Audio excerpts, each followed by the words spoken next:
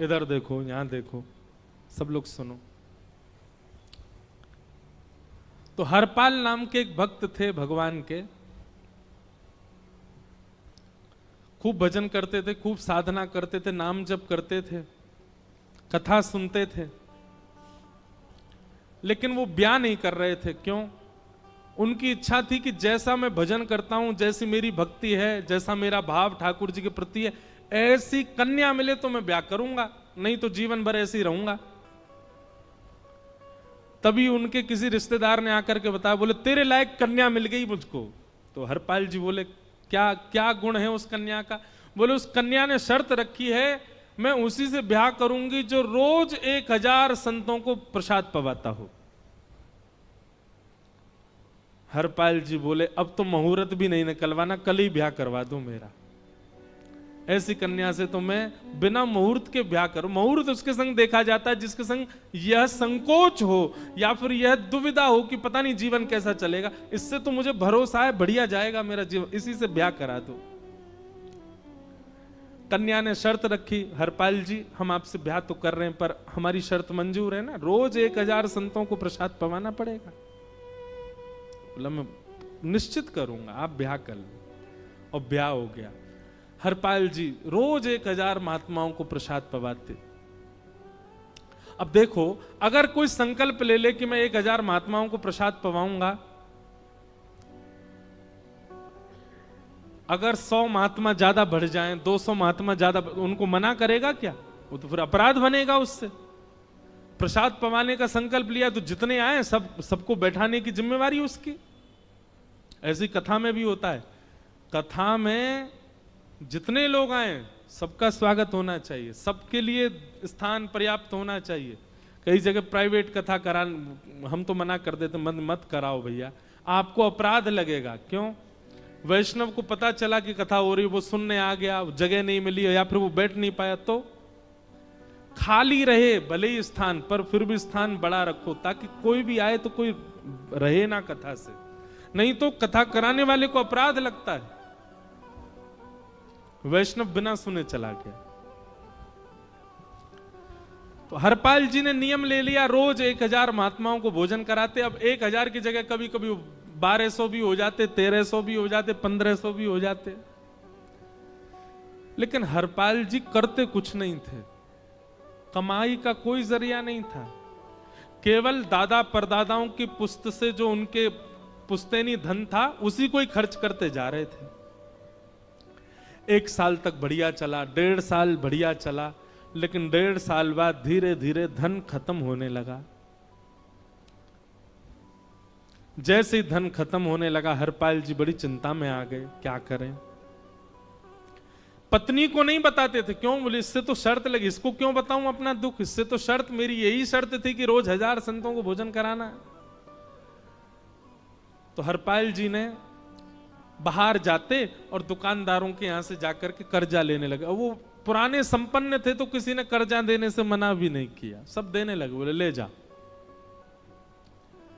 इतना कर्जा कर लिया, 6-7 महीने तक कर्जे में भी उनके संत सेवा बंद नहीं हुई।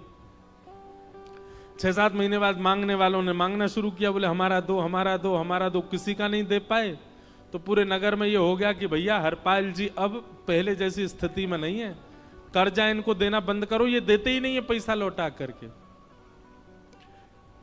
सब बिगड़ने लगा, धन नष्ट हो गया, इज्जत चली गई, लेकिन उनकी संत सेवा नहीं रुकी, रोज संत सेवा करते। एक दिन मन में विचार करने लगे, अब क्या करूं, अब तो मुझे कोई कर्जा भी नहीं देता,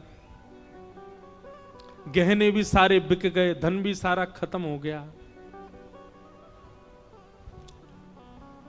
तो हरपाल जी ने मन बनाया कि मैं चोरी करूंगा, और चोरी करके ठाकुर जी, आप लोग मत करना ऐसा, चोरी करूंगा। हरपाल जी चोरी करने जाने लगे, लेकिन हरपाल जी का नियम था कि वो किसी के धन की चोरी नहीं करते थे। संपन्न लोगों के घर में जाते थे और उनकी रसोई घर की सामग्री चुरा लाते थे, चीनी, दाल, आटा, चावल, मूंग, नमक, मिर्च, ताकि भंडारा हो जाए सवेरे। इस प्रकार महाराज चोरी होने लगी। एक घर की हुई, दो घर, अब तो हल्ला होने लगा। बोले कि घरों की सामान राशन चोरी हो जाता है।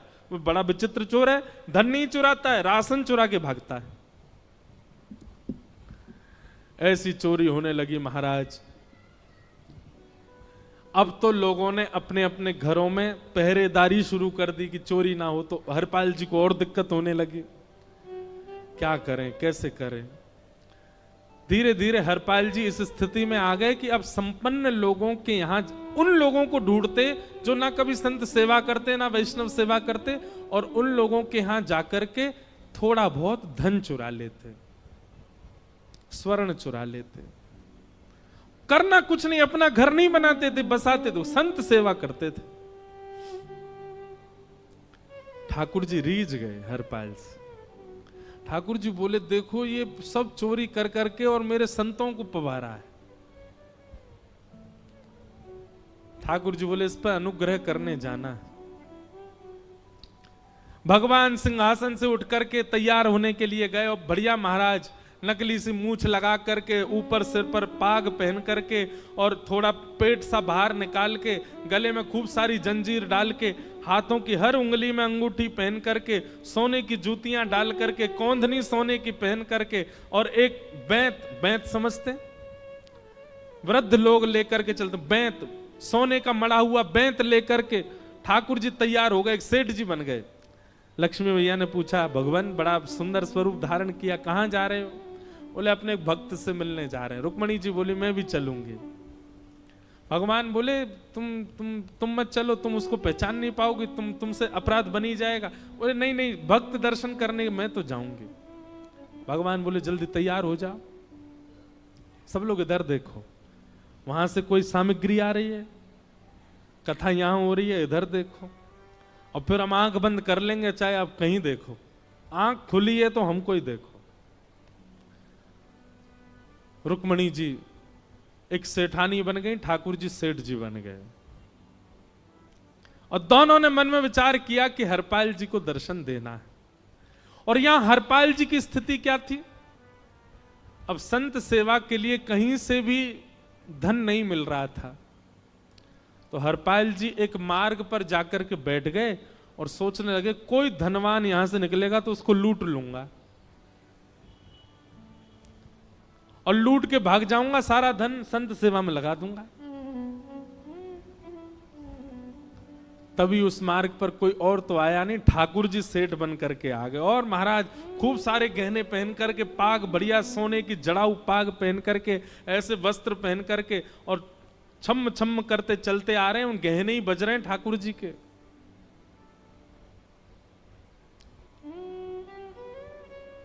हरपाल जी ने जैसे नेत्र खोल करके देखा, ठाकुर जी के रूप यौवन और सबरी उनके श्रृंगार को देख करके हरपाल जी बोले, ये तो एक आध साल के भंडारे की व्यवस्था आ रही है सामने से। इतने में ही सेठानी जी, रुक्मणी जी भी आई, उनको ओहो, ये तो कम से कम 5-10 साल की व्यवस्था आ रही है। अगर ये दोनों लूट लिए जाएं तो 10 साल चोरी नहीं करनी पड़ेगी। देखो कितना धन संपन्न। हरपाल जी के बगल में जैसे ही ठाकुर जी पहुंचे, हरपाल जी बोले, भैया जय श्री कृष्ण, प्रणाम। ठाकुर जी तो नाराज हो गए, क्या भगवान का नाम बोलता है सुबह सुबह? तुम सब लोग बड़े पाखंडी हो, ढोंगी हो, और हमने सुना इस गांव में एक रहता है, वो चोरी डकैती करता है, और फिर कहते हैं संत सेवा करता है। ऐसी काय बात की चोरी भैया? करता तो चोरी है, भली उससे भली संत सेवा करता हो। नाम उसका हरपाल है, हम सब जानते हैं। भगवान का नाम मत लो हमारे सामने। हरपाल जी समझ गए, वो तो बिल्कुल भगवत विमुख है, इसकी तो एक अंगूठी भी नहीं छोड़नी मुझको, इसका तो सब लेके जाऊंगा। अगर ये बदले में जय श्री कृष्णा बोलता तो एक आध गहना छोड़ देता है इसका में, पर ये तो इतना बिखर रहा है भगवान का नाम सुन के, इसका कुछ नहीं छोड़ूंगा, सब ले जाऊंगा।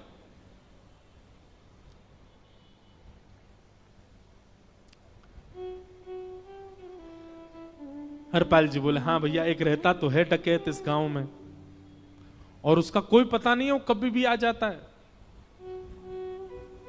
लेकिन एक मार्ग जंगल में होकर के है, उसमें गांव में नहीं जाना पड़ता। जंगल से गुप्त चुप निकल करके पूरे गांव पार हो जाएंगे, आप शहर पहुंच जाओगे। उसका रास्ता मुझे ही पता है। सेठ जी बोले तो तुम हमको पार करवा दो। हरपाल जी बोले मैं पार तो करवा दूंगा, लेकिन भगवान मेरे घर कुछ मेहमान आए हैं, उनके भोजन आदि की व्यवस्था के लिए मैं तो बाजार आया था, मेरे पे धन नहीं है। आप यदि मुझको कुछ दे देंगे तो मैं घर पर व्यवस्था करके आऊंगा, तुरंत आपको लेकर के गांव पार करवा दूंगा। ठाकुर जी ने उसको कुछ सोने की मोहर दे दी, बोले लो तुम अपने घर की व्यवस्था कर आओ। हरपाल जी ने सामग्री खरीदी, घर पर पहले व्यवस्था करके आए। बोले आज की व्यवस्था हो जाए, क्योंकि आज तो 10 साल का सब चोरी करना समय लगेगा। पत्नी से कहा भोजन प्रसादी बनाओ, संतों को पवाओ। संत पूछेंगे मैं कहां है, तो कहना कि आप लोगों की 10 साल की व्यवस्था करने गए आज। हरपाल जी लौट करके आए और सेठ जी से कहा आइए आइए चल दीजिए मेरे साथ और हमारे संगी चलना बिल्कुल। ठाकुर जी रुक्मणी जी चलने लगे। जैसे ही विहंगम जंगल में पहुंचे, भयंकर भयावह जंगल, बीच जंगल में जैसे ही पहुंचे, हरपाल ने पीछे मुड़ करके देखा, दोनों चले आ रहे हैं। तुरंत महाराज वो तो अपने रूप में आ गया, शेर की तरह गर्जना करने लगा, अपनी लाठी धर दी सामने और अपने सिर का स्वाफा निकाल करके सामने बिछा दिया। भगवान जो सेठ जी के रूप में आया, भगवान बोले भैया ये क्या कर रहे हो? बोले मैं ही हरपाल हूं। सारे सामग्री निकालो, डाल दो यहां पे, एक चीज भी मत छोड़ना, नहीं तो तुम जानते नहीं हो तुम्हारा क्या करूंगा। ठाकुर जी तो थर थर कांपने लगे। रुक्मणी जी बोली देखो कैसा नाटक कर रहे हैं।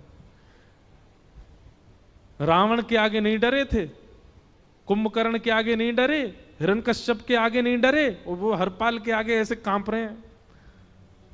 भगवान तो मन की सब समझ जाते हैं, कौन ही मारने, वो तुम भी कांपो क्यों? बोले भक्त है भैया, ये हमारो भक्त है। अनुब्रजाम में हम नित्यम पूये ये तन्य रेणु भी, इसने हमारे लिए सब गवा दिया, हमारे वैष्णव संतों के लिए सब लुटा दिया, इसके आगे भयभीत होने में कोई लज्जा नहीं।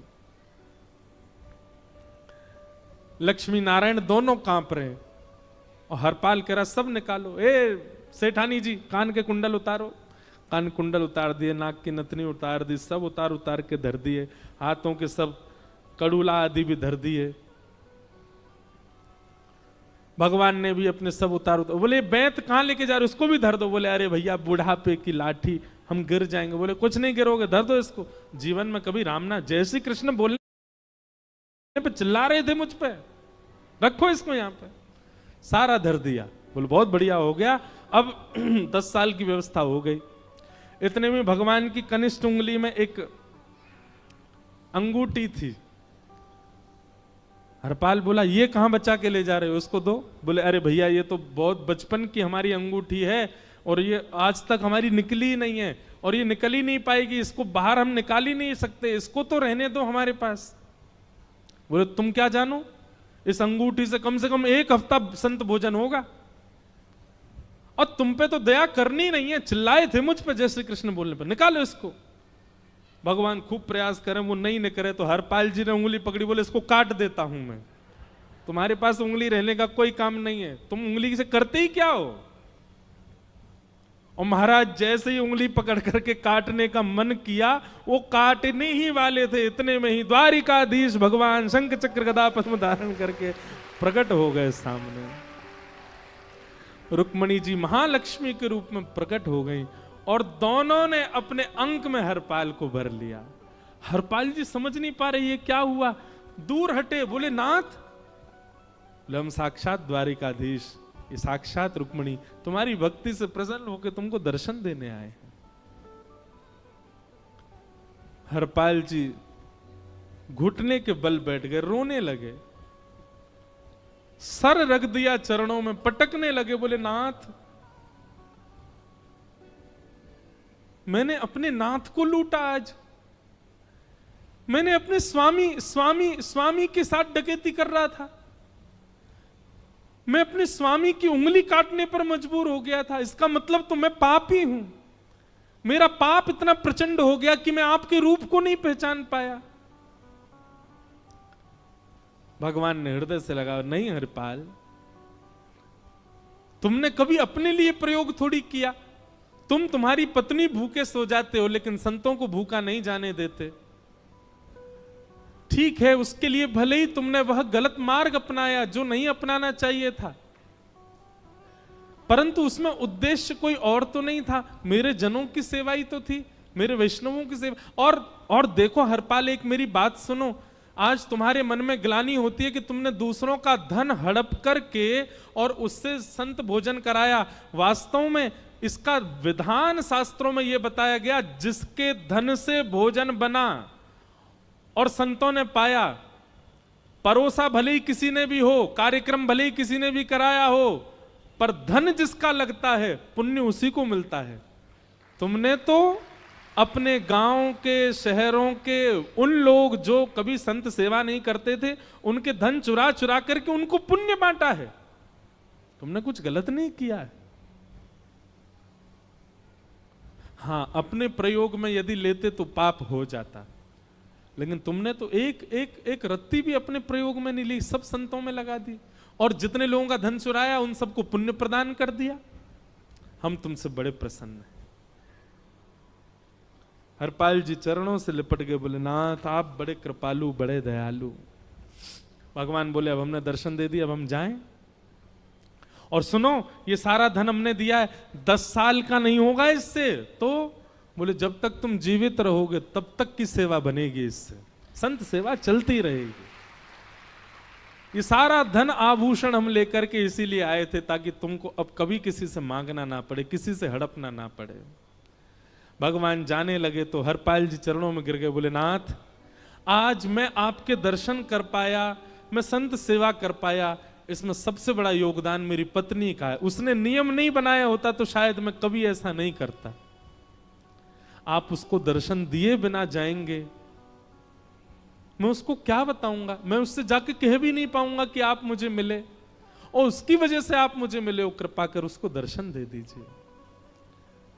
ठाकुर जी बोले ठीक है। तुरंत लक्ष्मी नारायण भगवान ने छोटे छोटे बालकों का रूप धारण कर लिया और हरपाल जी की गोद में बैठ गए, और हरपाल जी अपनी गोद में लेकर के ठाकुर जी को घर पर आए, और आकर के अपनी अरे सुनो देखो कौन आए हैं। जैसे बाहर आकर के देखा तो नन्हे से ठाकुर जी, नन्ही से रुक्मणी जी गोद में बालकों की भांति बैठे हैं। बोले अरे इतने सुंदर सुंदर बालक। बोले बालक नहीं है, ये साक्षात जगन्नाथ भगवान, साक्षात रुक्मणी जी, साक्षात द्वारिकाधीश हैं। तुरंत ठाकुर जी अपने रूप में प्रकट हो गए और दोनों दंपति को दर्शन दे करके भगवान वहां से प्रस्थान कर गए। बोलो भक्त वत्सल भगवान। तो एक भक्त जीवन संगी का प्राप्त होना भगवत दर्शन तक ले जा सकता है आपको। अब जिनके ब्याह हो चुके हैं उनसे तो अब हम कुछ कर नहीं सकते, पर जिनके नहीं हुए हैं संभल जाओ, सुधर जाओ, ठाकुर जी से प्रार्थना करो, और प्रार्थना करके केवल एक ही चीज मांगो, क्या हम गृहस्थी हैं नाथ, यह गृहस्थाश्रम है, हम इसमें आ चुके हैं, अब कृपा करके हमारे जीवन में जो भी आए वो आपका भक्त आए। लेकिन आपके अथक प्रार्थना करने पर भी ठाकुर जी ने यदि नहीं दिया तो भी चिंतित मत होइएगा। मीराबाई को भी नहीं मिले अनुकूल, करमेती बाई को भी नहीं मिले अनुकूल, सक्कू बाई को भी नहीं मिले अनुकूल पति,